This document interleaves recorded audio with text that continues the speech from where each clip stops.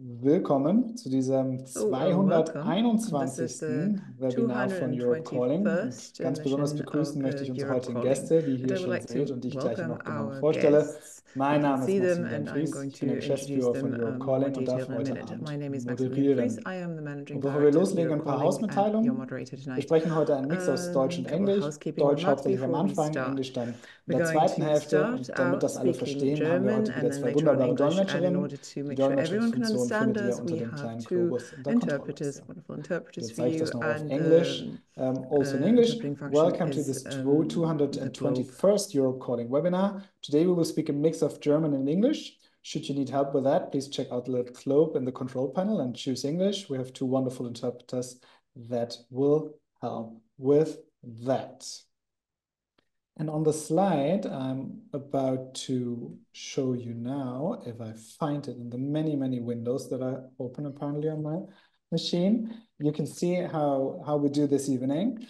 So we'll start with an introduction from Christian back from the Europa Union, and then we'll go through the countries, and we're doing the impossible to get an overview of something that's happening in many more countries that are actually on the list. So but we will try, and then we have a lot of time for questions from Serbia, from Romania, Georgia, and Greece. And then a big block of questions and answers. And at the end, we'll also speak about, what each of us can do to support the protest, to spread the word, and what it all means. And if you have a few questions, so that's, oh, I actually stayed in English. Let's continue in German.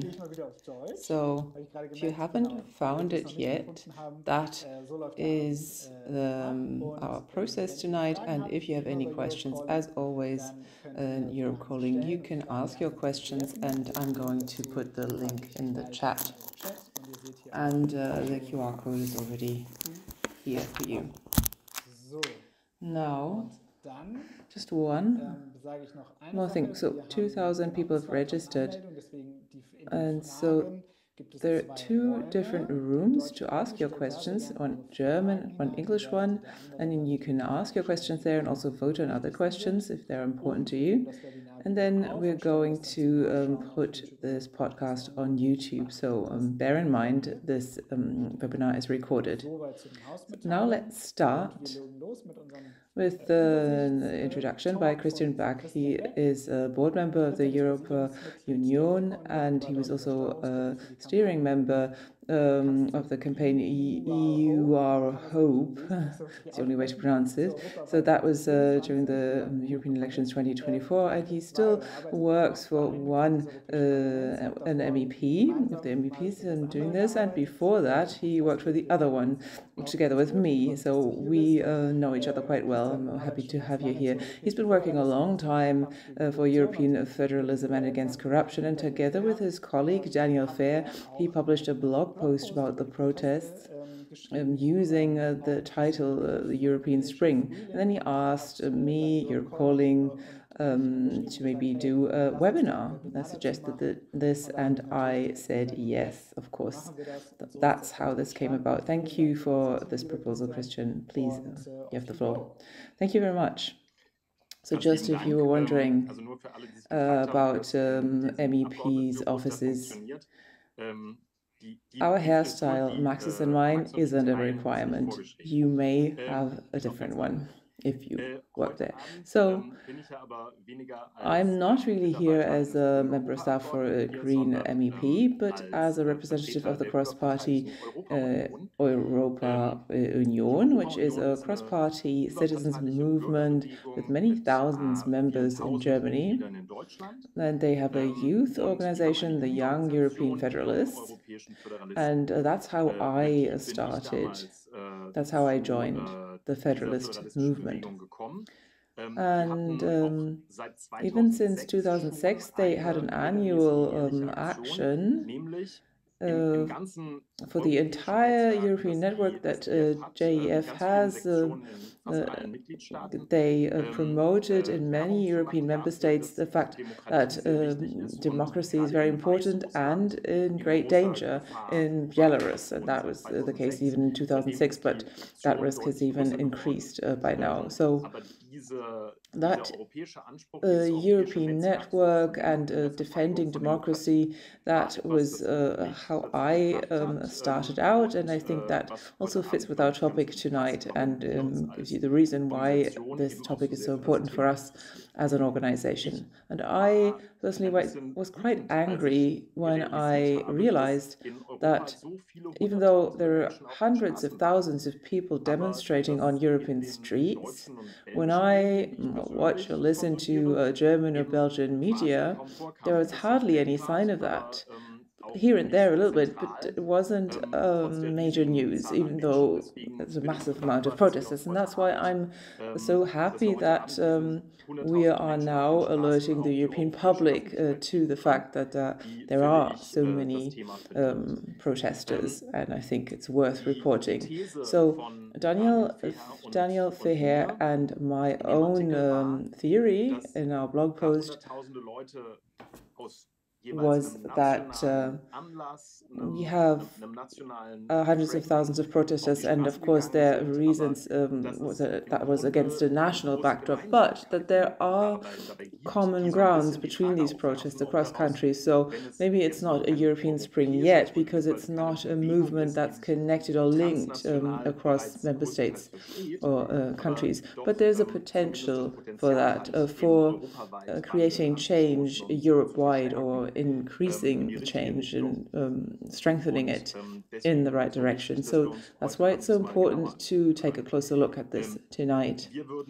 So you have 50,000 protesters in Rome waving European flags. That makes it quite clear that Europe was the topic. They wanted to strengthen Europe in the face of the challenges with the new US government, leaving the EU mostly alone with its problems, and with an Italian Prime Minister openly flirting with the right-wing politicians in the US. And in Bucharest, we had 14,000 protesters, and the title actually was Europe Manifesto, and it was against a presidential candidate who likely took money, donations from Russia, and gained influence via Russian platforms, because before that he was really not very well known, and he's very openly anti-EU, anti-NATO.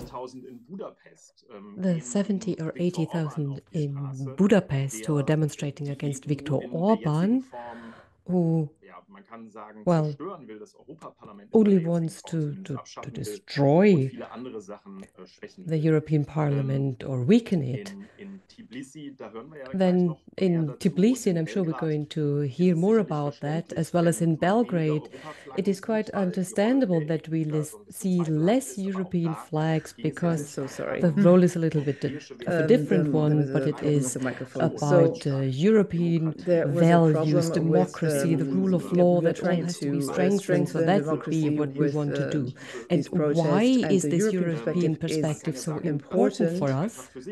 Because, of course, well, you could say that these are national movements and they can be looked at against a national backdrop, but we believe that that Europe can be very, very strong as long as it wants to be, and then that can be seen, for instance, in the financial sanctions that were adopted against Viktor Orban. So still more than 40% of the money for Hungary has been frozen by the EU. So that creates a lot of pressure. And that was only possible because the European Parliament insisted on that. And so all the pro-democracy parties in the EP said, Council, Commission, we want these sanctions. We can't decide on it directly as a parliament, but we're trying to create this pressure, and a lot of people demonstrated for this on the streets. So that showed that Europe can have a lot of power in order to defend democracy and the state of law, but we do need public pressure. in order to bring it about. So that was my introduction. Thank you. And I really apologize. There was a technical problem with the interpretation in the beginning, and now it should be resolved, and you should be able to hear me also in English. So thank you, Christian, for the introduction. And I started out by saying, well, sometimes in the media, you hear news about a protest here, protest there, but there's not really a connection being made between these protests. And now that's why I'm really glad to have these guests, and every one of them will have about 9-10 minutes to just tell us what's happening in their country. And we're going to start with Jelena Vasiljević, who is a senior research associate at the Institute for Philosophy and Social Theory at the University of Belgrade. She was an expert member of the Balkans and Europe Policy Advisory Group and currently sits on the European Alternatives Transnational Board. So, Jelena, we're happy to have you. You have the floor. Thank you so much. It's really a pleasure to be here. Thank you for inviting me, and will take this opportunity to shed more light on what is going on in Serbia, but it will not be easy because it's so complex and it's so difficult to put like the main things in just 10 minutes, because we're experiencing something absolutely completely new, and we are emotionally overwhelmed. So it's going to be difficult. And I'm sure I'm going to miss some important things. So we are actually experiencing something that we've never seen in Serbia before. And mind you, we're really a country that had a turbulent history. You know, we had a history of protests against dictators in the 90s, against Slobodan Milošević. But what we are seeing here now is something really different. First of all, this has been going on for more than 4 months. So we are in more than 4 months of protests taking place daily. Also, there isn't a single municipality in Serbia that hasn't had one form of protest or another. So we're experiencing different forms of protests, of strikes, and it's taking place daily. So we have a couple of protests every day. Also, we had two largest events, two of the most massive protests ever taken place in Serbian recent history. On 22nd of December, we had more than 100,000 people on the streets of Belgrade. And just a couple of days ago, last Saturday, on March of 15, some very reliable estimates said that we had somewhere between 300 and 400,000 people on the streets. So it's clearly remarkable. What is it actually? What caused it? So we can talk about immediate cause, and we can talk about the root cause of the problem. The immediate cause of the problem, and maybe you've heard of it, was that on November the 1st, the canopy of a recently renovated railway station in Serbian town of Novi Sad collapsed and fell, and it killed at that time 15 people, now 16, because a couple of days ago another victim passed away in hospital. So we have 16 dead people, and nobody took responsibility. And it was a newly renovated railway station that was opened with a great pomp. And of course, it costed much more than was previously planned. But it was not just another affair, another tragedy, another instance of corruption in Serbia, because we have a series of similar tragic events for which no one ever took responsibility, and no one ever we didn't see the accountability for these things. But this enraged the public, and it all started with peaceful protests and with students paying homage to the victims. It all started with every Friday, citizens and students, led by students, would pay 15 minutes, would stand in silence for 15 minutes every day from 9:52 a.m. That was the time when the canopy fell. And they would stand in silence for 15 minutes to commemorate the first 15 victims. And then in November, a group of thugs, basically, of masked men, and later it would turn out that they were actually party officials, members of the ruling party. They attacked students violently. And a couple of days later, that happened in front of the Faculty of Dramatic Arts in the University of Belgrade. A couple of days later, students decided to occupy their faculty and to block it and to initiate a kind of blockade of their faculty. And then students of other faculties followed the suit. And very soon we had all faculties of Belgrade universities under occupation and blockades, and also almost all universities all over Serbia. And these students were also supported by their professors overwhelmingly. And they issued their demands, student demands, which were actually not typical political demands. They were not demands for resignation of the power. They were demands for all documents regarding the renovation of railway station to be declassified. So they want to see, and all responsible persons to be persecuted. So they basically asked for the basic principle, for basic rule of law.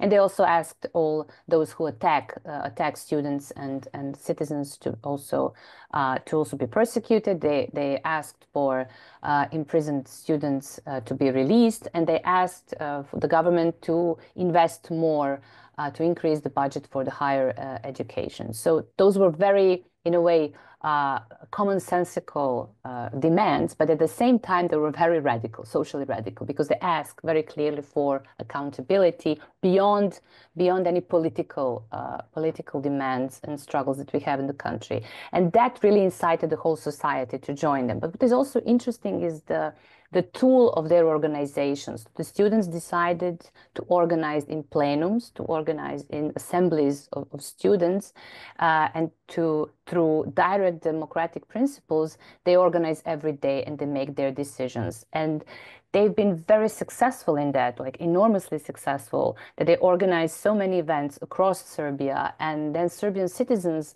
responded to that with such great enthusiasm that it was something that took us all by a great surprise, not only because for years we didn't see any political commotion, any social commotion within among the population of students. So it was really surprising to see all of a sudden such great social articulation of urgent problems by the student population. And then these massive protests just became something that we are all in, through every day throughout Serbia.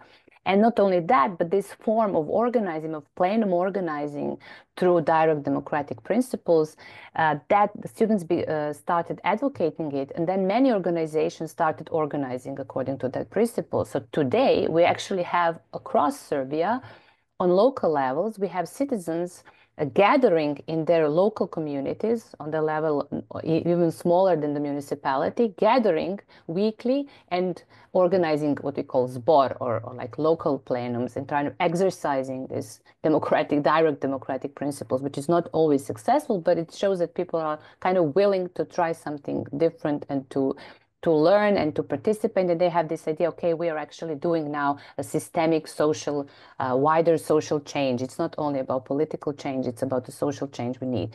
So I would have many more examples to show you of that, but I actually won't because I don't have much time. I want to stress two things important for this conversation here. One is the role of EU and external and international community and leaders. I think that Serbia is a very peculiar country in this regard. So Vučić regime, the regime that we have, has been labeled by scholars and also democracy monitoring agencies as either hybrid or illiberal or competitive authoritarian, whatever you want. It's basically a regime that we don't have fair and free elections. We have institutional capture. We have media landscape is absolutely, it's non-democratic, and media is completely controlled by the regime.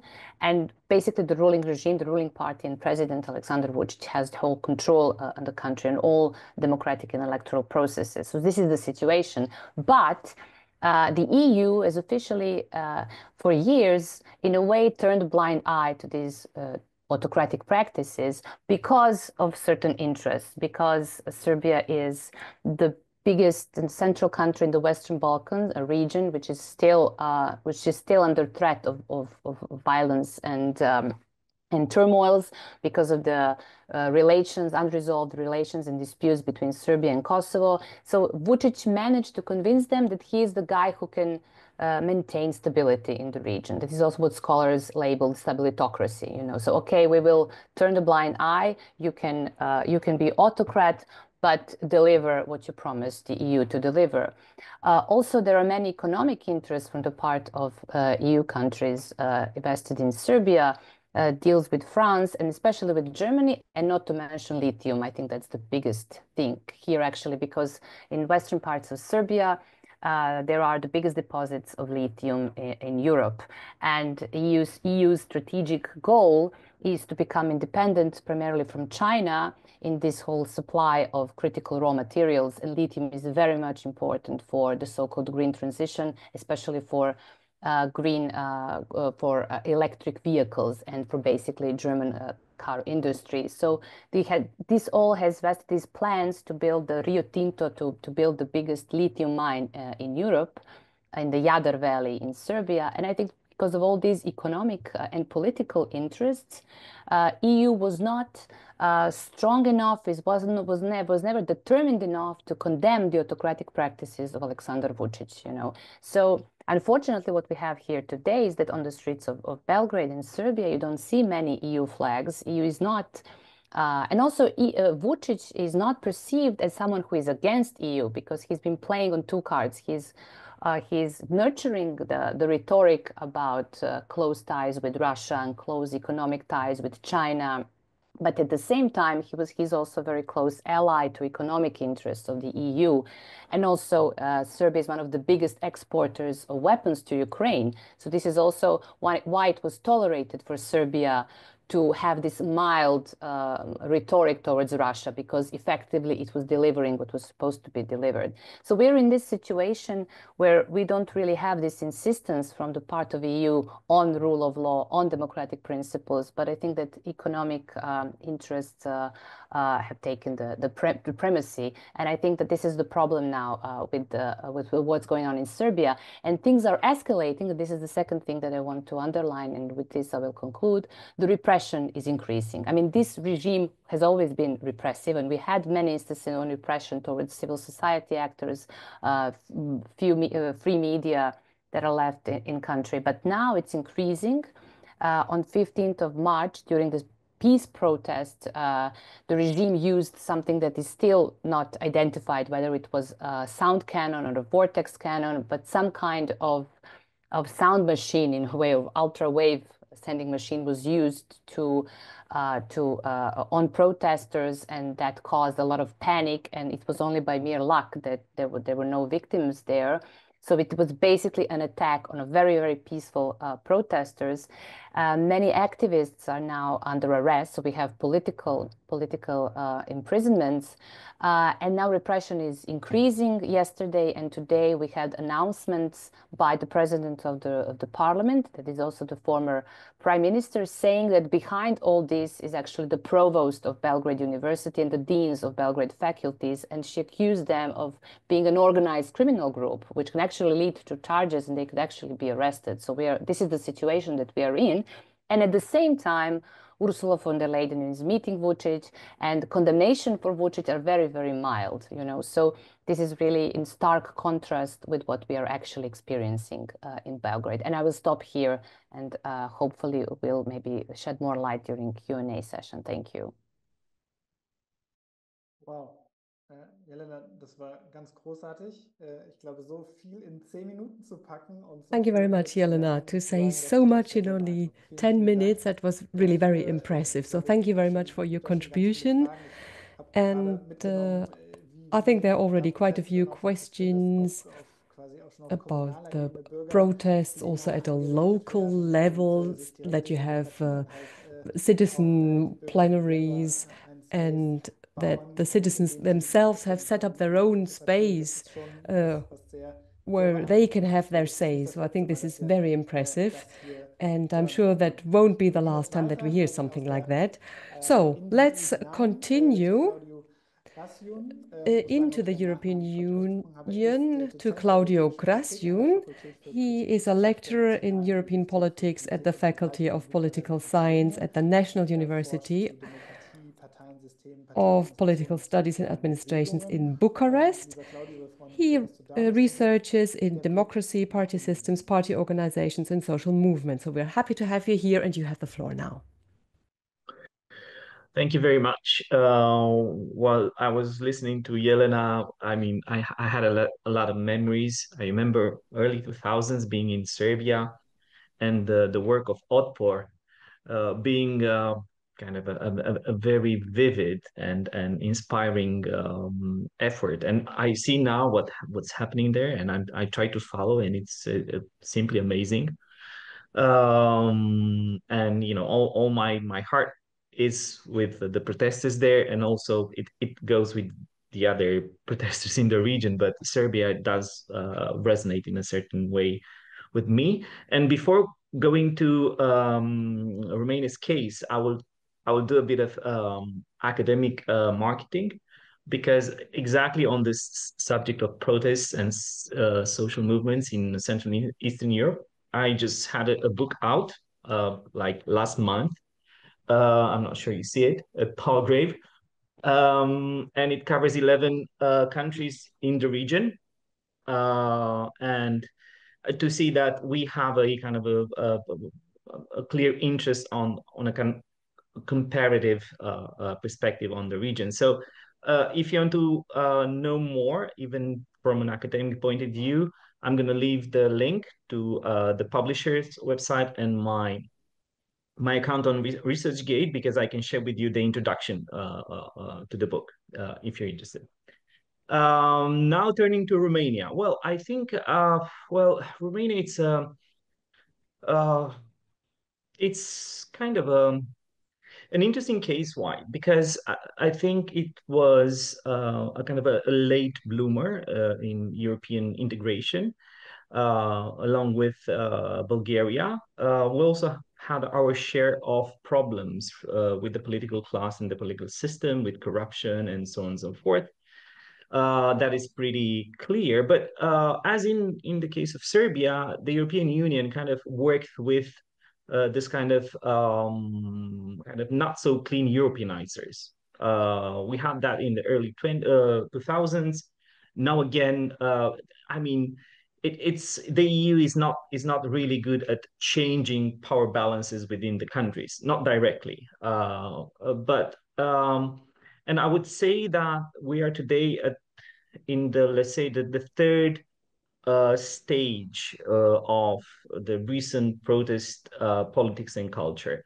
And the first one started with the financial and economic crisis, where we had our anti-austerity protests in 2012. I would say that was the first moment when we saw real contention in the streets after the EU joined. And I was part of that protest. And for a few years, we were in this kind of socioeconomic alternative to neoliberalism framework. And we've done a lot of protests, for example, for environmental causes, which are also a bit anti-capitalistic or anti-corporate. And that was like roughly 4 years.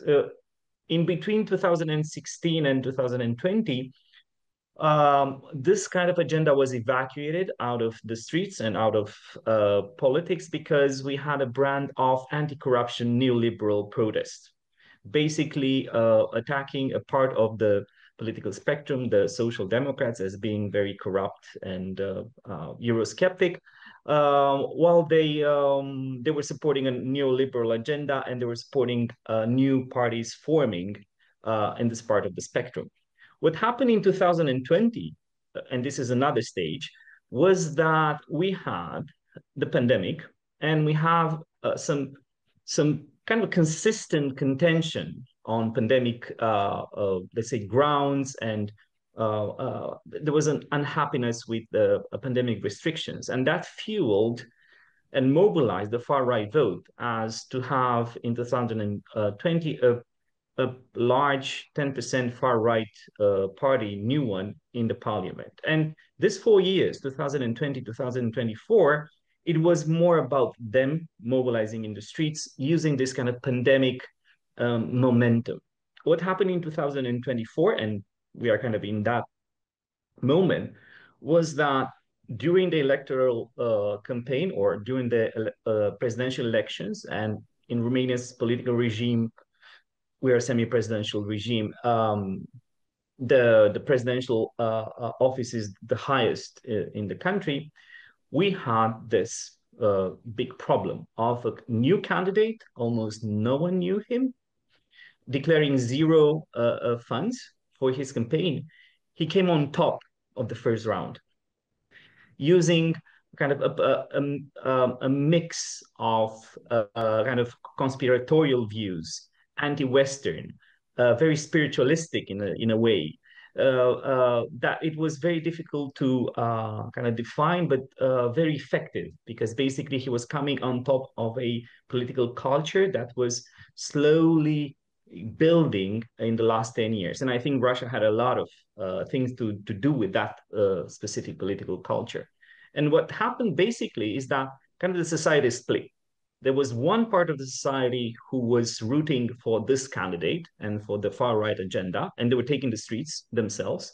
And also reaction from, say, a pro-democratic part of the society. And you see them kind of going head to head, with the far right political culture being more active and more mobilized. So what you saw in Bucharest last week, there was finally an attempt from pro-democratic and pro-European civil society group and community groups coming together and saying like a really simple thing: we're here, European, we'll support Ukraine, we don't want the far right. It wasn't a big rally. It was roughly 10 to 15,000 of people. But considering the fact that there was no political party involved, no political leaders encouraging participation, I think it was a success. And this is a different, if we were set to compare, where this is different as compared with the far right mobilization, which is very top down and is driven by leaders, political parties, and opinion leaders who are definitely involved in electoral politics, whereas the other part is much less so. So basically, right now we are in this stage of, even today, we had a kind of a protest or rally from the far right groups who are actually celebrating in the streets, on the streets, the birthday of the presidential candidate who was banned from the presidential election. So yeah, we're at that level. So basically, we have elections in May, the new, fresh presidential elections with no, I mean, this far right candidate was banned, but there are others who are still in the race.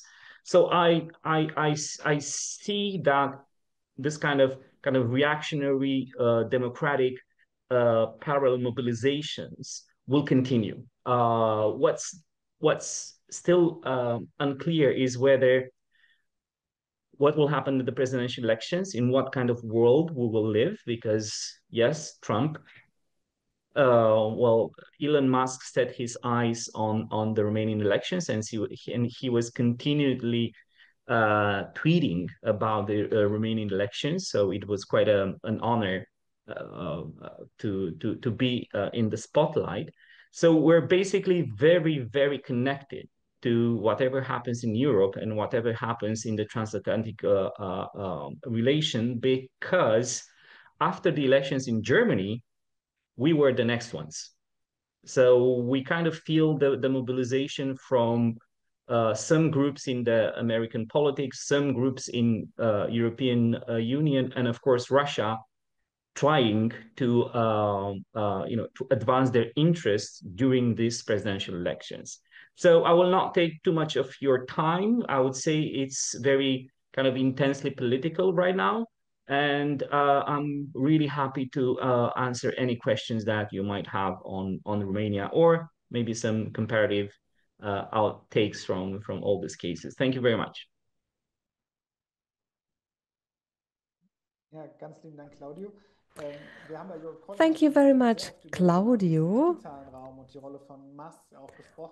Well, we've already spoken about this digital space and Musk's role that he chimes in. That's not new. It's a pattern that we've seen.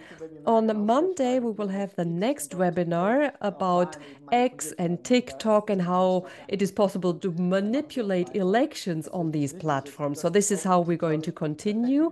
And I think this is a perfect way to introduce Teona. Teona has been here before, so she's here for the second time. Last December, we already met. Teona Macharashvili is a democracy activist in Georgia and co-founder of Caucasus Open Space, an NGO working for democracy. And she's also director of Maisi.News, a platform for investigative journalism. We met already in December and we spoke about Georgia for an hour. And I'm very happy to see you again, Teona, and I'm looking forward to an update and to see how you can make any links to all these other movements. Teona, you have the floor. Thank you, Maximilian. I'm very happy to be back, seeing all of you again in this group discussion. I think it's extraordinary to listen to my colleagues from Serbia and Romania because there are so many links and similar patterns that we observe that exist in Serbia, Romania, and in Georgia. It is very strange situation to be where we are today because it feels completely surrealistic in Georgia right now. Because on the one hand, we are seeing that it is the day, almost 120 days of protest by now.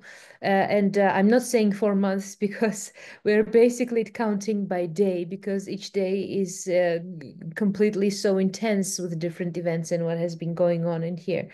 And it is very surrealistic and it's a very strange and powerful feeling precisely because it's a combination of deep hopelessness, but also deepest inspiration, but everything that has been going on. Because we are seeing that in a country of a little more than 3 million people, there has been uninterrupted protests for approximately 4 months now, ever since the de facto ruling party of Georgian Dream has announced that it will unilaterally stop integration with the European Union. This has been the greatest trigger for those uninterrupted protests to start. And I think what's really extraordinary about this protest is the intensity with which people sacrifice physical safety, economic, financial safety, and even their health in this process. Because I don't know if the word got out to our friends and colleagues in other countries, but what has been the most intense forms of protest is journalists and activists have been on hunger strike, some of them for months. And I would like to specifically point out director of the Net Gazeti and Batumelebi, Zia Amaglobeli. She has been on hunger strike for almost 2 months, and she only stopped when numerous times we had to ask her to stop, and the only reason that urged her to stop her hunger strike was because there have been other tragedies happening in Georgia, and she felt like this was taking attention away from that and putting all the spotlight on her. So that was the only reason that made us convince her to she was convinced herself to stop the hunger strike. But there has been Azerbaijani journalist Afgan Satikov who has been in this very unfair judicial system on hunger strike for a couple of months now. There have been other activists, at least 4 of them, who have been on hunger strikes for approximately a month each, and their health situation has been deteriorating as well. But other than that, I think what's also extraordinary is that this is the first time in the history of Georgia when public servants, workers of Ministry of Defense, even not to speak of all the other ministries, but even the ministries which are as conservative as Ministry of Defense or Ministry of Finance or the others, there have been staff members, including from high-level positions, who have made public manifestations and petitions on behalf of the colleagues and staff members of those ministries, condemning violence in the streets, but also condemning termination of the approximation with the European Union. On the systemic level, I think what has been happening cannot be downplayed for a second, because it definitely feels like 1937 in the Soviet Union. It is mass repressions, it is authoritarian legislation enacted in every aspect of our lives, and it is torture of peaceful protesters. And to give you a couple of examples, on the legislative level, for example, The most recent initiatives of the de facto ruling party include, for example, introducing the second type of Putin's law. And in the previous time when they introduced the Putin's law, it didn't work because NGOs, independent NGOs, refused to register in the registry, so it didn't work. And right now they are going to harshen it even further. So basically what's happening is that if the NGO or the media or even a physical person receive any kind of funding from abroad, there is a criminal responsibility and they may be imprisoned for a 5-year term, basically.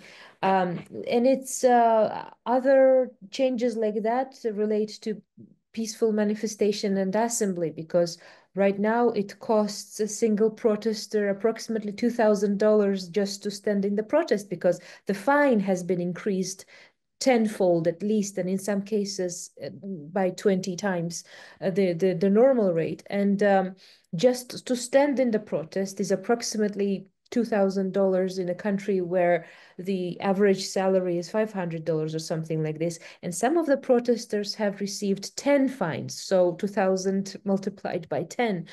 And what the government did in the recent weeks is that they seized the assets of the three largest funds, because citizens and businesses, they self-organized. They created the funds to help citizens to pay off those illegitimate fines. But all three of the largest funds have been seized, and the criminal investigation has been launched against each one of them. The OSCE and Venice Commission have already evaluated and said that those laws are completely undemocratic and disproportional and have to be completely revoked, because they are not even subject to any kind of revision. What would come as most shocking is that our legislation has changed and become so authoritarian that the key words such as treason against the state have been revived again in a contemporary in 2025 in Georgia. The words that we have been hearing in the Soviet Union and the treason against the state are the words that we remember from our grandmothers who were persecuted by the communist regime, and it is completely unthinkable to have it today. You wouldn't be surprised that the word gender is being removed from every law and the policy that we have on the state level. And the explanatory note that the de facto ruling party is using for why they are removing the word gender from all of the laws is basically saying that it has been forced upon us by the Global War Party. So this basically goes back to something that Claudio has mentioned, that about the madness and kind of fairy tales or mythology that has become a character of the current ruling party, that basically we are hearing very shocking things in the governance that are beyond something that can feel real. So we are basically living in a very Orwellian reality right now, which feels surreal. I think what we also have to mention, apart from those shocking legal amendments, is that basically we are seeing the physical assault on activists, people, peaceful manifestors, citizens are being kidnapped from the streets. And we're expecting that basically in the coming months, the free media and the free civil society in Georgia are going to be wiped out because of the both physical threats as well as the legislation that has criminalized any forms of protest in Georgia.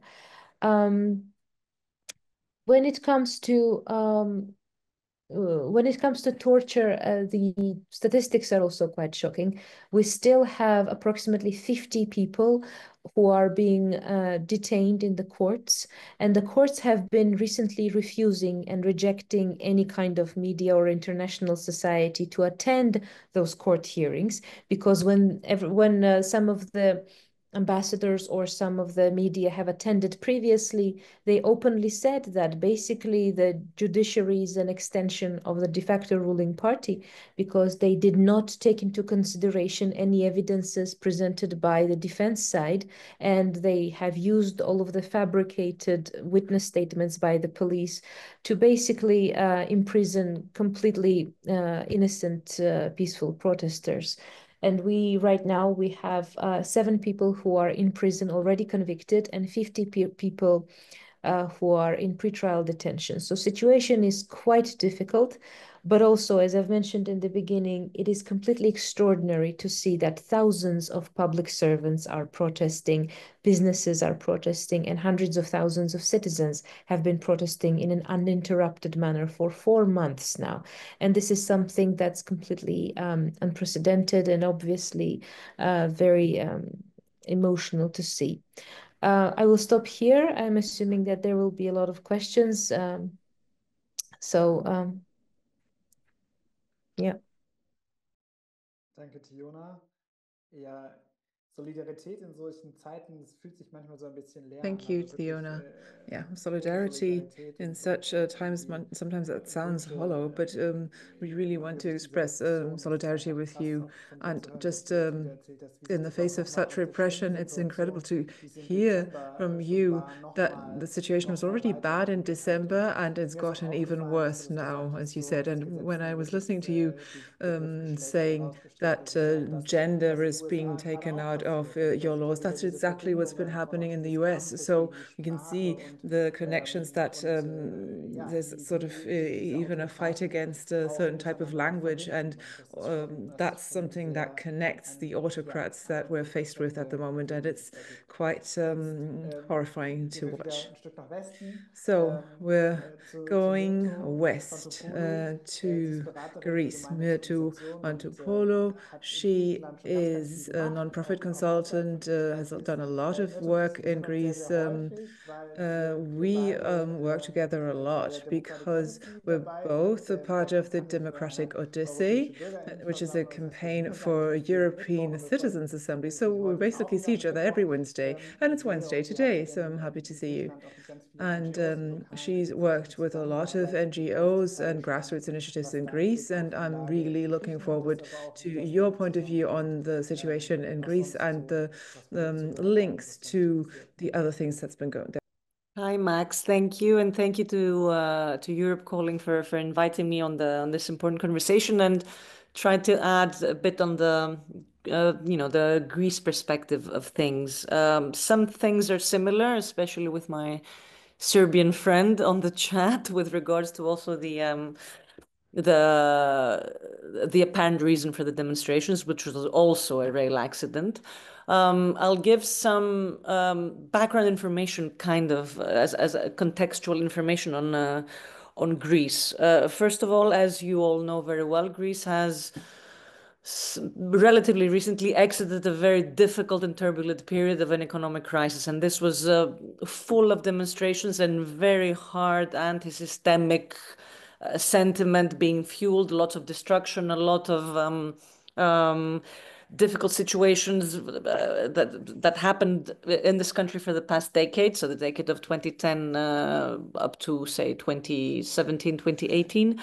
And we have entered since then, so to speak, and certainly compared to my colleagues in Georgia, for example, a relatively more stabilized and calm period of democratic process. So we are I'm mentioning this because we are sensitive to not going back to this anti-systemic, violence fueled protest situation that happened back then, and I'll come back to that later.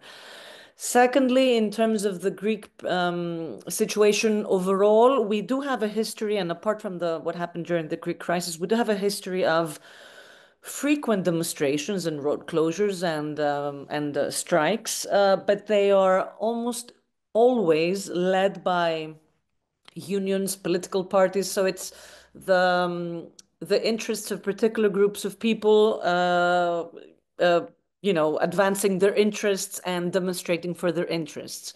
What we saw on the demonstration that I'll explain a little bit later on was extraordinary and very much different from that as with regards to the massiveness and the volume, the importance and the heterogeneity of the group. So like everybody was out in the street in the recent protests that we will analyze. But this is not something that we are used to here, like in other European countries where you can easily or relatively easily have with a common sentiment and a political sentiment of reaction that gets people out in the street. We are not really used to that as a heterogeneous group.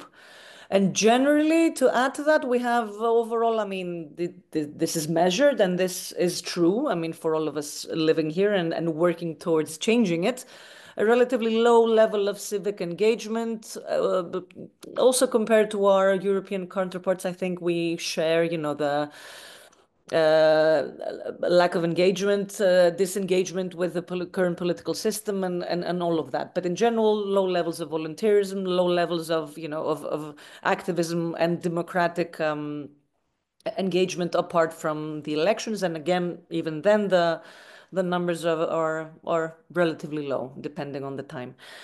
So the incident that happened 2 years ago was, again, with our Serbian friends. We are connected through tragic accidents. We had a very tragic accident in our railway system.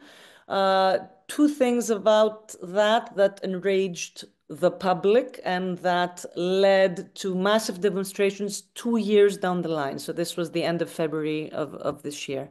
And it is astonishing that the demonstrations and the anger of the public has been fueled throughout these 2 years and is really erupting not then but 2 years down the line. That I think is poignant to a lot of things.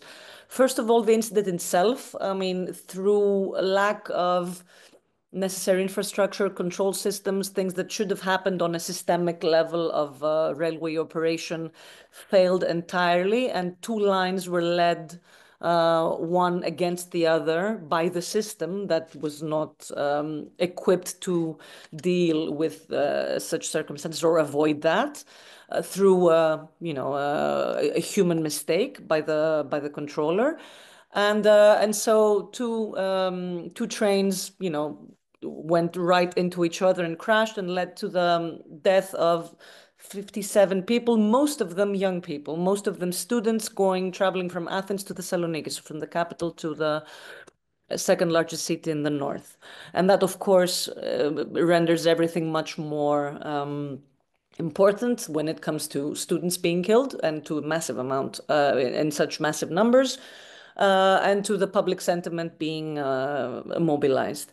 So the incident itself is a result of chronic problems that have to do with how the state operates, and not only in the railway system, and corruption, delays, lack of funding, and lack of attention that has led to the accident happening.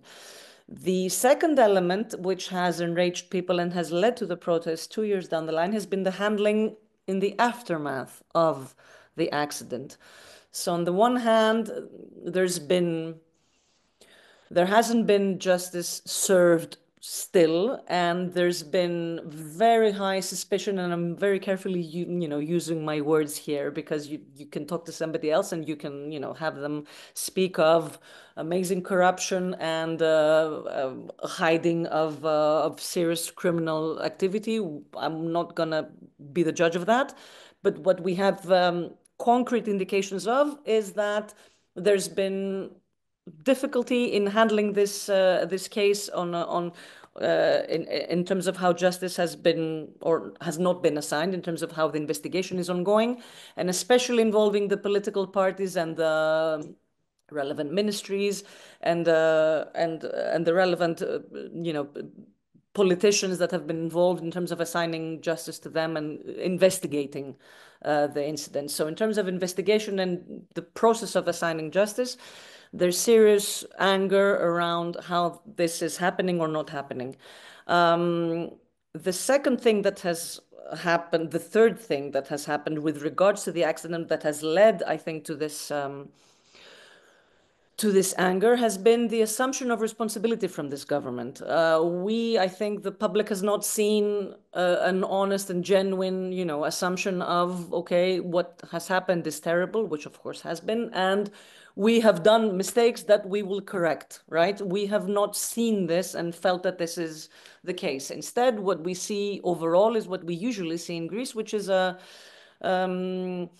like a tennis match between, political parties blaming the other party, and especially when it comes to chronic problems leading to such tragic accidents, this is not so difficult to do. And then again, we end up with a polarization between the one and the other.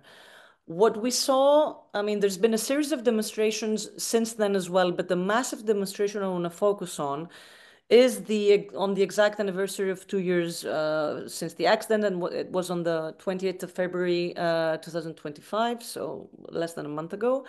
And in terms of the numbers, again, they vary, but demonstrations happen not only in Athens and Thessaloniki, and we're talking about minimum 1 million, maximum maybe 2 million, and across 260 cities around Greece and around the world, from Greeks around the world.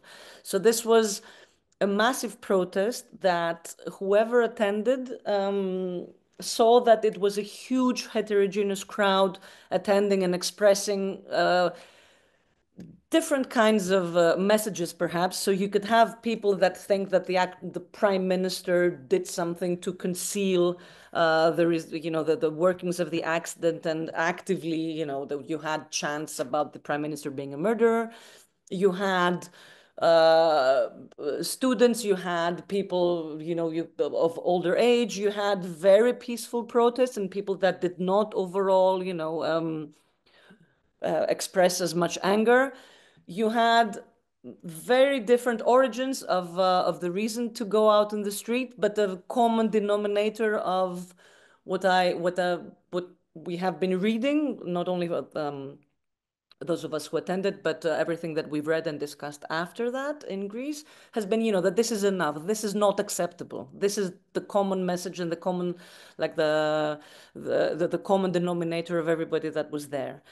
What was interesting compared to the introduction that I gave before with Greece was that this was, despite being discussed as being led by anti-systemic forces, political parties of the opposition parties and everything else, and there was outcry prior to the demonstration with regards to the people attending, calling on the destabilization of the government, calling on fears of going back to 10 years ago, where we indeed have a very destabilizing situation. And I think the public itself on that day gave a very powerful message against all that and proved with its presence that this is just not true. And what happened and led all these people in the street is much larger than the interest of political parties or the efforts to polarize on the one hand or the other, on the one direction or the other. Of course, as with all of these cases, these kinds of demonstrations need not only the powerful sentiment, which is anger against a very specific, very hurtful incident and tragic incident that happened and that really sentimentally affects all of us, but also the underlying feeling that everything that's been happening so far is not acceptable, with different readings from everybody else. And of course, it took, and I think that did make a difference, and especially if we compare this response, the public response to this accident with regards to other tragic accidents that had preceded, and we do have many state failures that have led to tragic accidents resulting in the death of innocent people. But we did have members of the Parents Association, the parents of the children that have been killed, that have been very vocal, very prominent, have kept the issue loud and clear throughout all these 2 years. So in the aftermath, two things I want to mention, and then perhaps we can discuss along those and drawing on common points, not only with our Serbian friend, but across, the 4 countries that have been discussed. there still is, I mean, in terms of the political response, okay, there's been a government reshuffling. We are still remaining to be convinced about substantial changes. I don't think anybody's convinced, and we're still on a wait and see kind of situation. But the message to an extent has been received for sure, and how could it not be? And there is an intense, even before demonstration, but certainly after, an intense debate, especially in the current political climate, which is increasingly destabilizing, and especially with Greece's past, which has been a past of instability and strong anti-systemic powers that have not led to anything good. So there's a debate between, on the one hand, those claiming that the anti-systemic powers should not be given too much rise. There have been, of course, in polls, rise in the smaller anti-systemic parties. The leading party has lost significant power, but the key, systemic, so to speak, democratic parties have not gained that loss. It all went to the anti-systemic party. So this credibly leads to worries, and especially given the current political climate and Greece's past.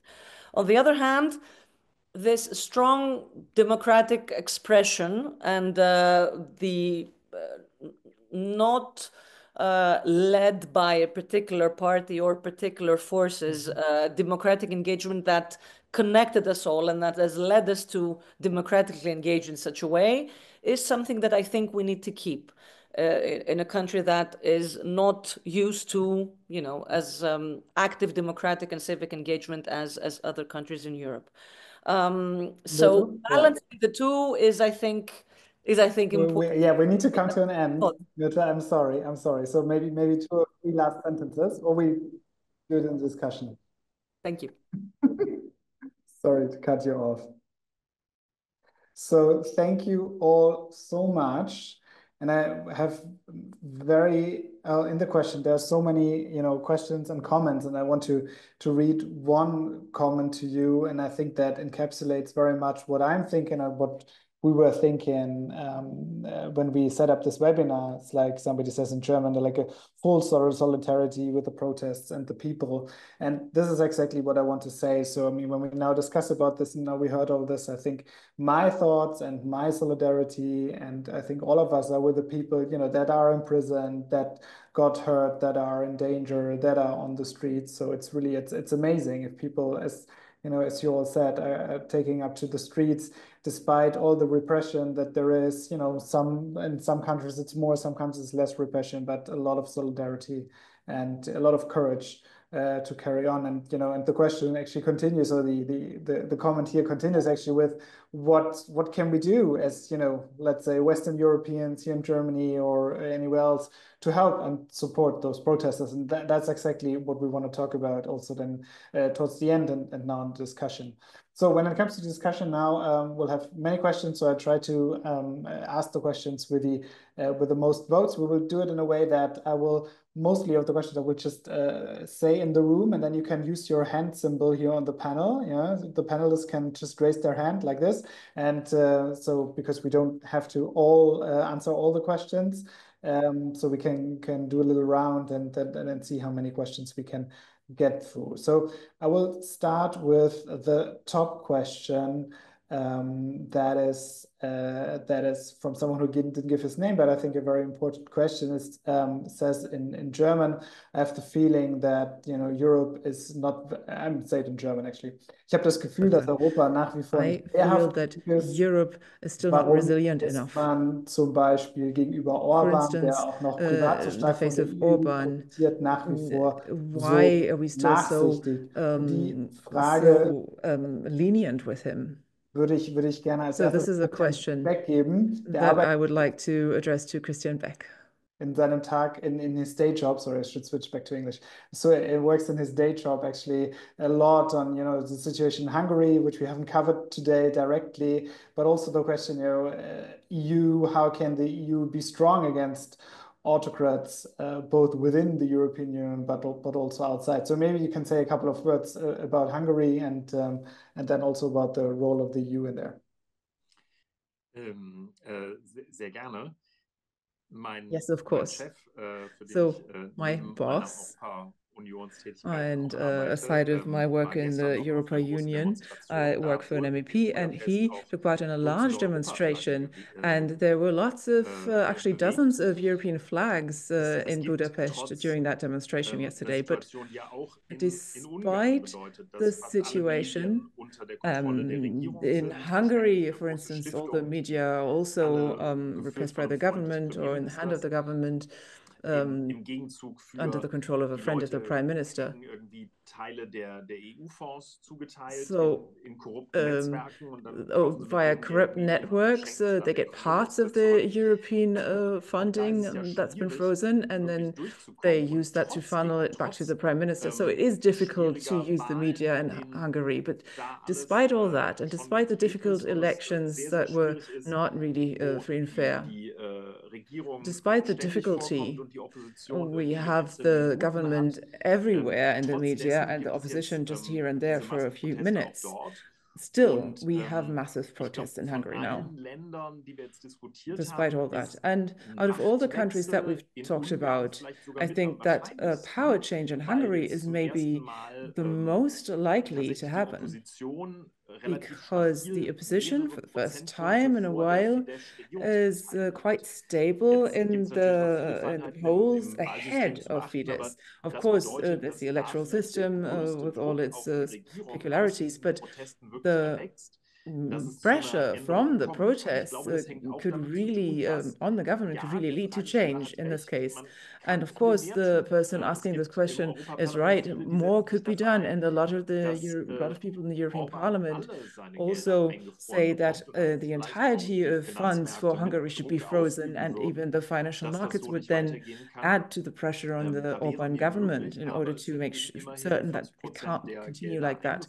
So more would be possible, but at least 40% of the money is still frozen. And now there has been a working group in the parliament talked about the assembly ban in Hungary, that pride parades are not allowed to take place anymore because they're said to endanger children. So there's a working group in the EP saying that that's really not okay at all. It's almost like a caricature, these autocratic symbols that are being used in Hungary in order to hide what's happening behind the scenes and all the corruption, just like with the anti-gender campaign. So a lot of things are going on. And I think that in terms of Hungary, a lot depends on the next elections next year.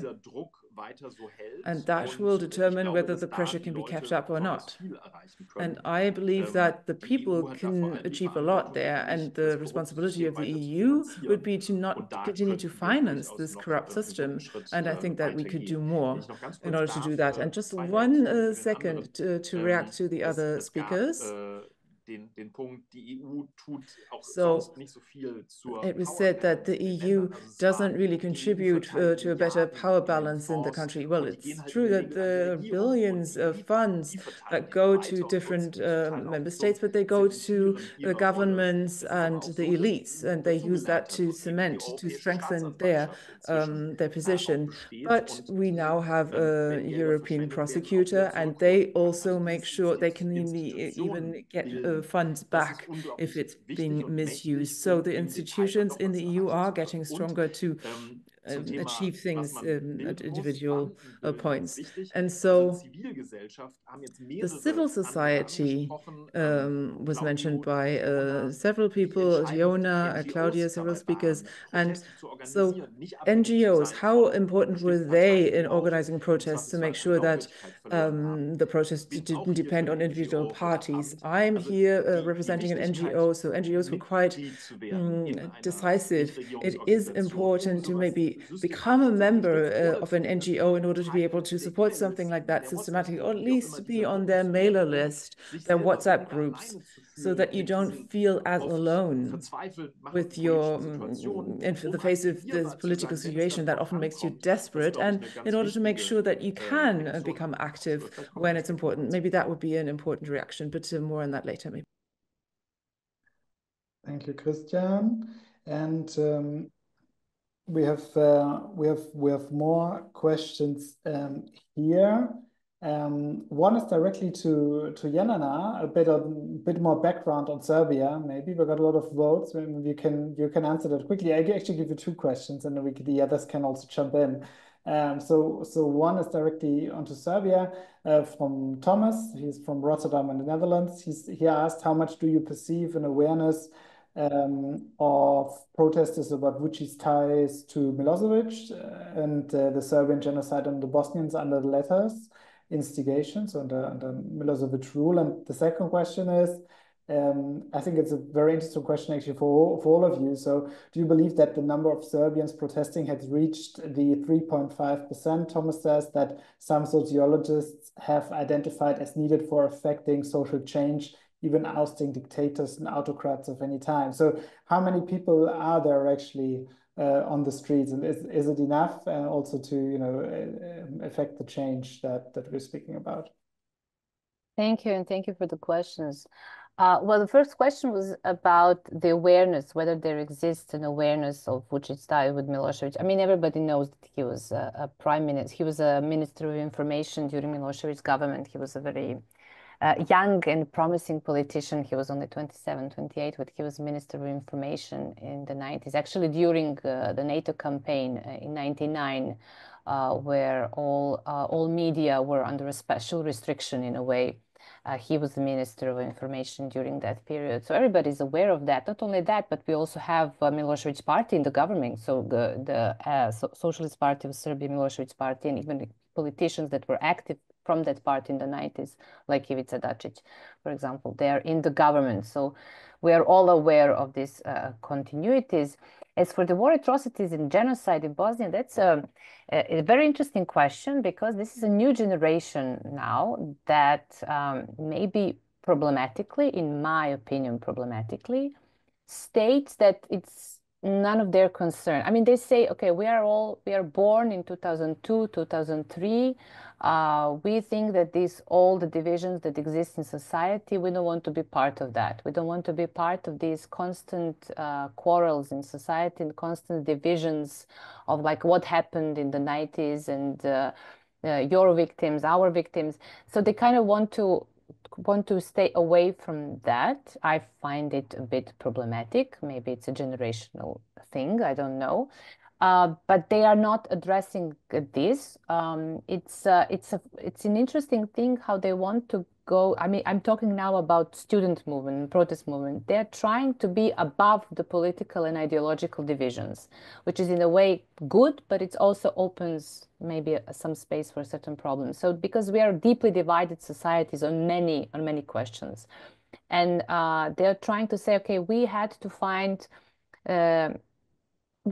some common denominator. We know that we are diverse. We students are diverse, ideologically diverse. We want to talk about things that can unite us. And this is like, we want responsibility. We want accountability. We want to know what happened. We want responsible government and accountable government. We want institutions to function, and we want to live in that kind of society. We don't want to talk about ideologies, politics. So now that has some consequences, because now they are kind of all political parties, and even some very, even the biggest NGOs, because Christian was mentioning the role of NGOs, they are now, in a way, they are at the side. The whole protest movement alienated them for a good reason, in a way, because political opposition was not really helpful, I have to say, in Serbia.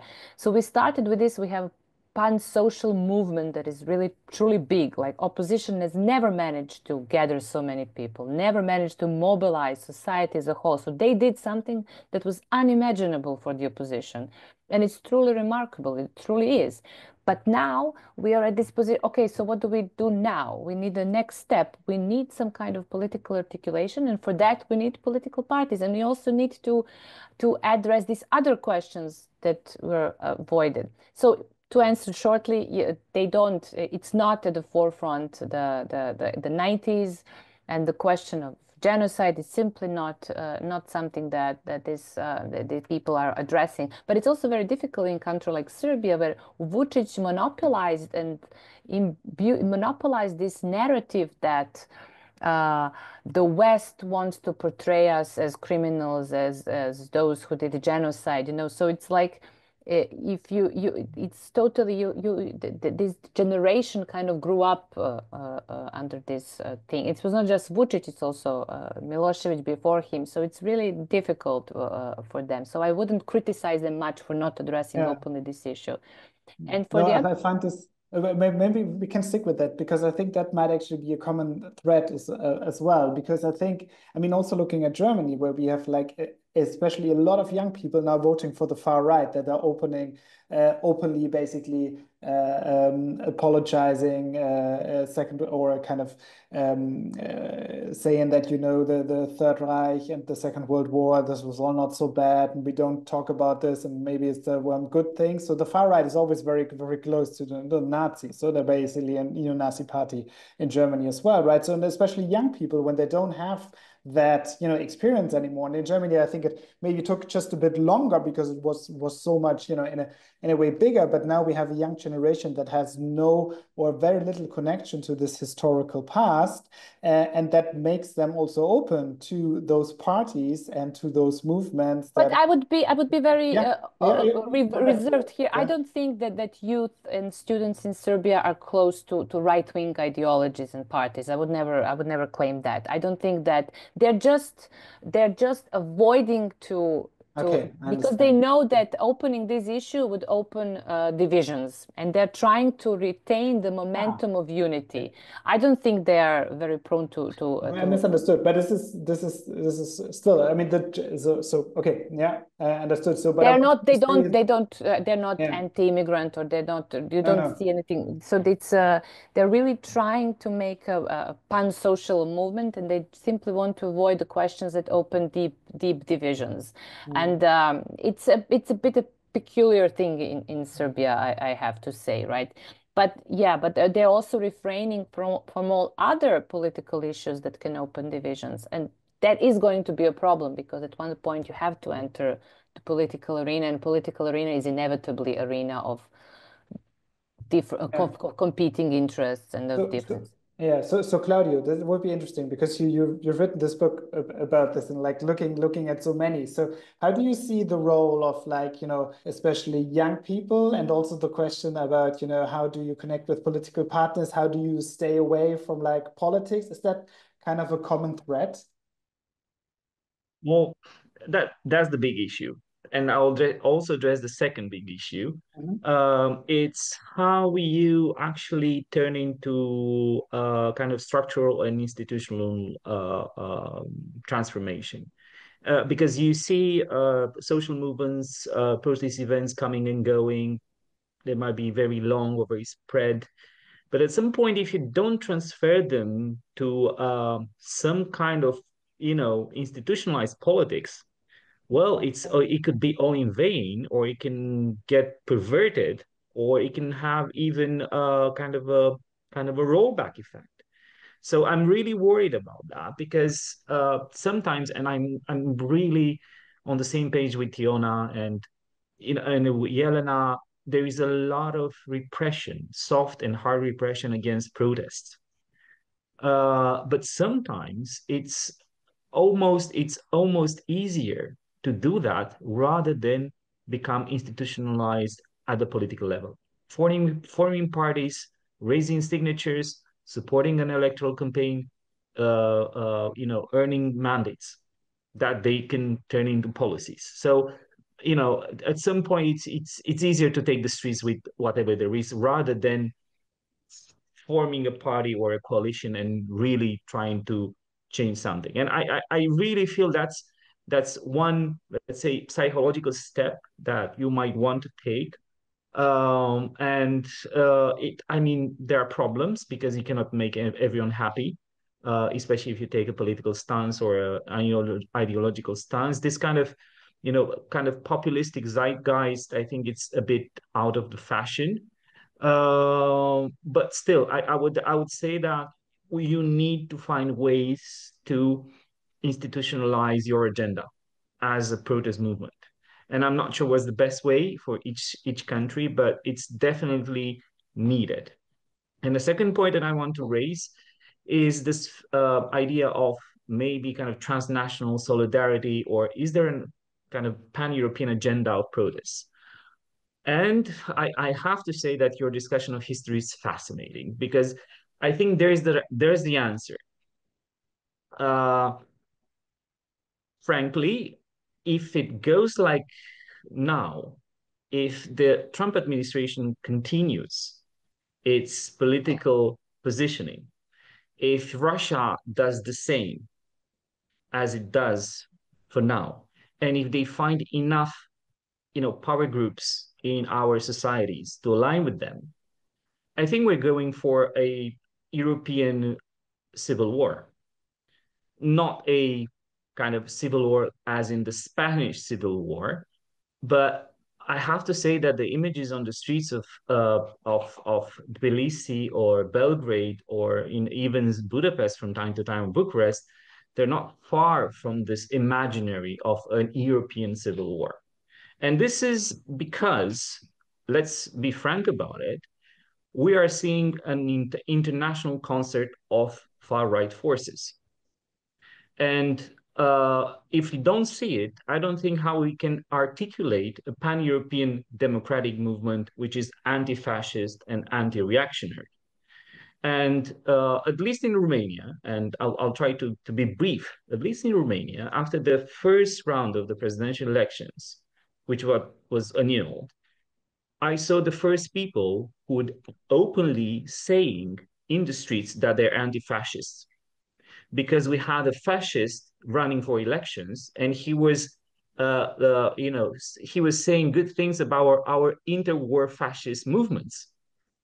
So we cannot just say, well, I don't know, this is just, some kind of strange politics. No, this is reviving the interwar fascist movements in Europe with the help of Russia and with the help of the Trump administration. So if they do it, I think we can safely say that we are anti-fascist, and this is part of a pan-European movement with, of course, national agendas, national differences. But I think this is the historical moment we are in.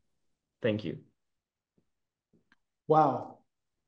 Well, that's powerful. I want to give that to Teona. What do you think? Do you feel very much, is it, or how do you feel about what he said? I don't want to give it a direction. Teona. Yes, I think what Claudio said is so very important. Obviously, I'm a citizen of Georgia, and my work and my activism has been always related to Georgia, and it's a better place for maybe people from the EU to talk about what they observe around themselves. But being on the outside and looking inside, and someone who has been aspiring to become part of the European Union, I think that it also makes us really concerned in Georgia as well when we see the possibilities that something that we have been aspiring to is also might be a little bit more vulnerable than what we would have wished it to be. Because the important thing is that if you zoom out a little bit and take a broader look, maybe for the citizens of the European Union and the European Union countries, EU feels a little bit different because you have a little bit more zoomed in perspective on what are the current challenges. But it's important to understand what the European Union means for the people who are looking from the outside in. For us, European Union has become the symbol of justice, of fairness, of basically everything that we struggled for generations and generations. And I think that because this is such a very powerful hope and the symbol, especially now that America has been lost to the idea of the free and democratic world with everything that has been going on, our own legislation indicates Trump administration as the reason for why they would remove the word gender from their legislation. So you understand why I say that America is lost to us in this way. So European Union is basically the last hope for every country outside the European Union who aspires for freedom, for every activist in Azerbaijan or Armenia or Georgia or the other countries who are basically thinking, well, should I keep on fighting for my freedom and for the just society? Or, should I give up? Because you see that the greatest symbol that is there is also, is vulnerable like that. So I think that one of the most important things to think about is how contagious those things can be.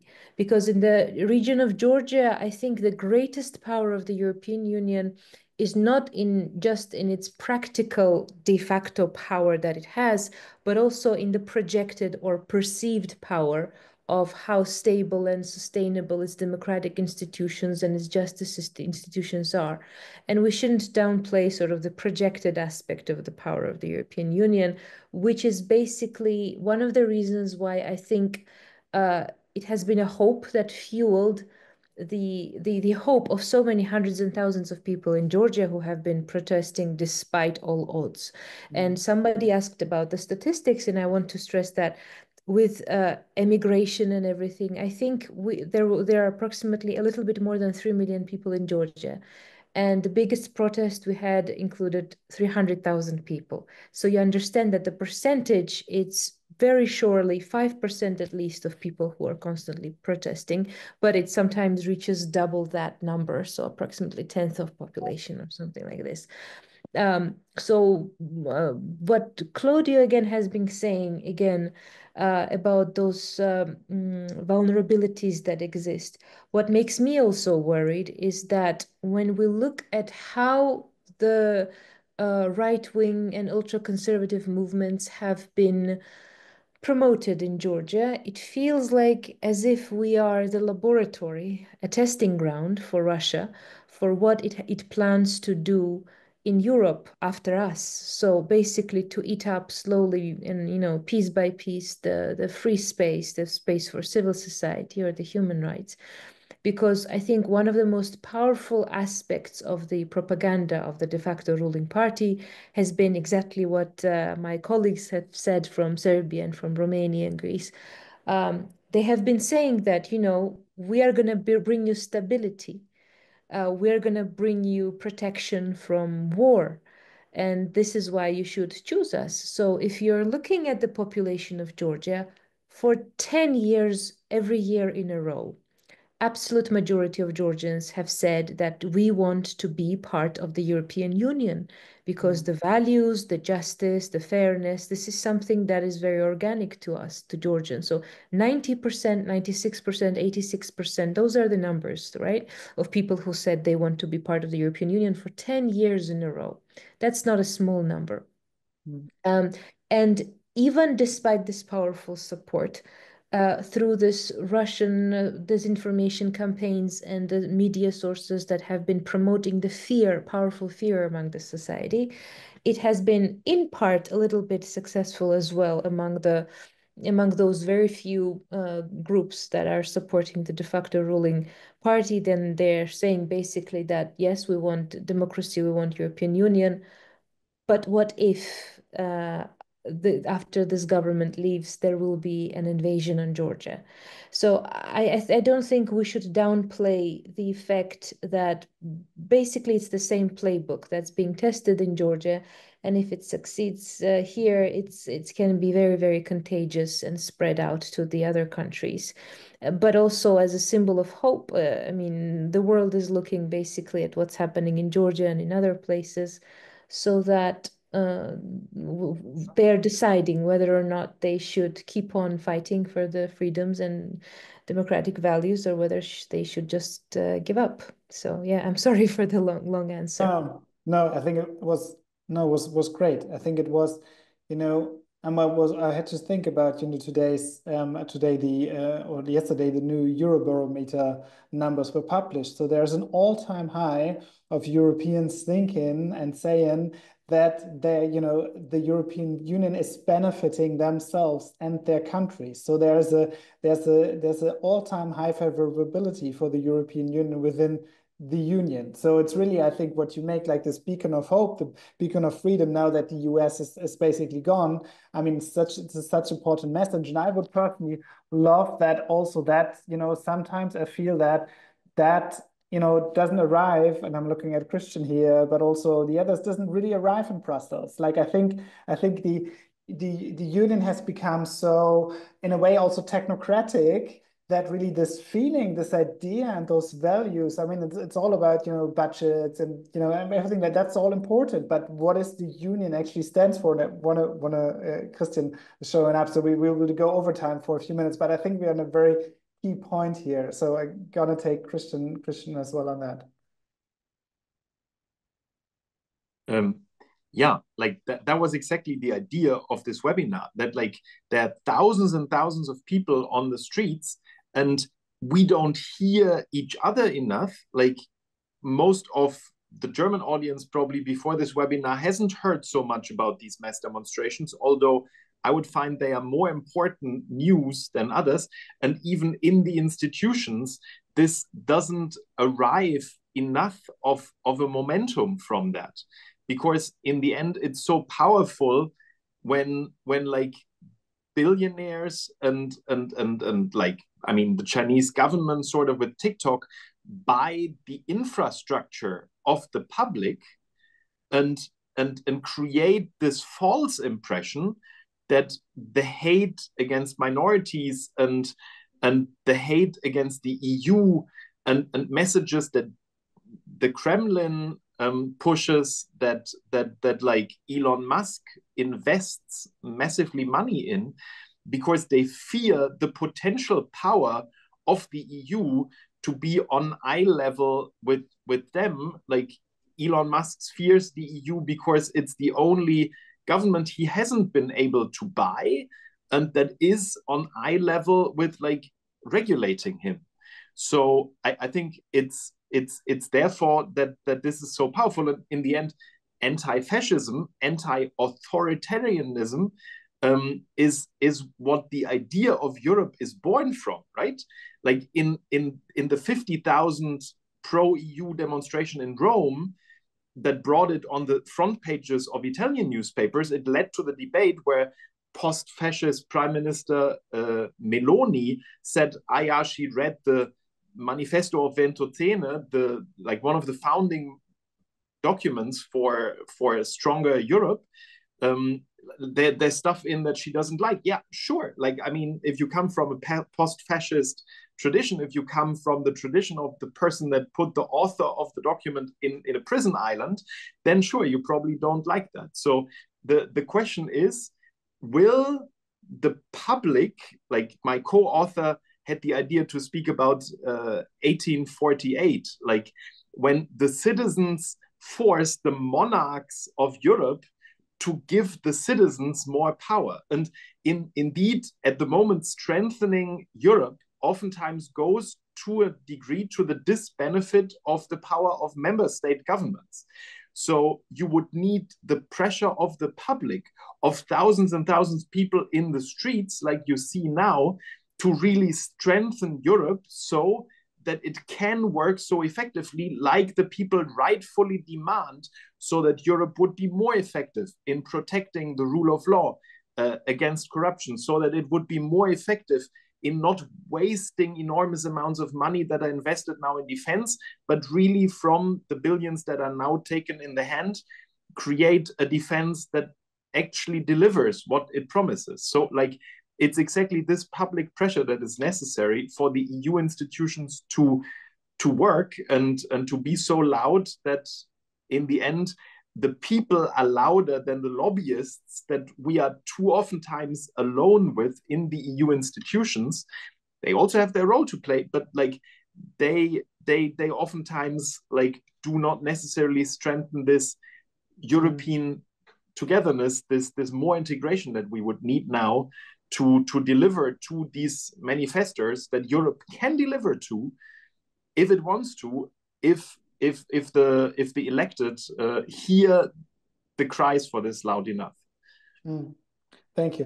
And I want to give, we're going a bit over time. I want to give Myrto actually maybe the last comment, because you've spoken so much in the Q&A, and I know you're working so much on like the role of democracy and deliberative democracy, getting a citizen's stronger voice. So do you think that, you know, when we asked the question that Claudio basically brought up, right? So how do we get from the protests everywhere, whatever the triggers are, how do we get from there to kind of a democratic form of expression that is not necessarily protest, but is institutional, where people have a say? I mean, Jelena mentioned like the boards and the citizens plenaries and stuff like that. So how do we go from where we are to a better, more democratic European Union? Well, big question. Yeah, an easy question for the end. Yes, thank you. No, I think that's a very hard question, and it's a question that we're all here to answer. I mean, again, for countries in Europe as a whole that do not struggle necessarily with instability and with such amazing abuses of human rights and threats to democracy as, for example, Teona has been describing. There's always the balance that we need to keep between healthy democratic expression and, you know, keeping the bar high, so to speak, and not accepting, you know, things that we should not be accepting, and balancing that with the immense powers given social media, given our friend Elon Musk mentioned many times, and given everything that's been happening, amazing, powerful, you know, powers to harness dissatisfaction and the sentiment and the tendency to protest and lead this into the break of the system, anti-systemic, be it the far right or the far left, as we've been experiencing here as well. The dangers are there. I think two things. First of all, something that's been obviously described by almost all of us prior to this. This is a critical time for us to remember the strong democratic and European values that we were all here for. And in times of crisis, these are more apparent. And these are the powers that bind us. And everything and anything that each country does, and NGOs on every level, and you know, on behalf of the European Union as a whole, I don't know through which mechanism, but reminding us of what's binding us and what everything is important, and we do need to fight for the things that, you know, are not a given anymore, is important. And secondly, to answer the question, I think any system of democratic participation through constructive dialogue, through citizens panels, through online panels, through everything that bridges the gap between policymakers on any level, European or national, and the citizens is important. And of course, this brings the situation and the discussion down to dialogue, to recommendations, to constructive, you know, ways forward, and not to just protest and not knowing exactly sometimes what we protest for or what we want and ask for. So I think balancing the demands for change and of democratic engagement with the threats of, you know, working within you know, democracies and between, you know, among a democratic framework is important. Giving the voice to the people, but in a constructive and balanced way. In countries that are not as threatened as Georgia, I mean, I have to say this is not comparable to anything that we have experienced in Greece, for example, and it cannot have common answers. Yeah. It's interesting, right? So because, you know, you need to have that space for that, and the repression is closing the space very much. And then I actually, so I'm looking at Jelena here, and I feel that you might want to come in just for a minute and closing here, because in Serbia, you know, I find this very, very exciting and, you know, interesting in a way that, you know, repression that is now happening is then going together with, you know, the new direct democratic ways at the and at the very low level. So maybe we can end on that note, and you can maybe say a few words what you're thinking about this, what we just heard. So I give you the last word. Sorry, I'm moving around a bit, but I think it's somehow important. I just want to hear from you again. Thank you. Yeah, it's interesting what is going on, that people are willing to experiment with this.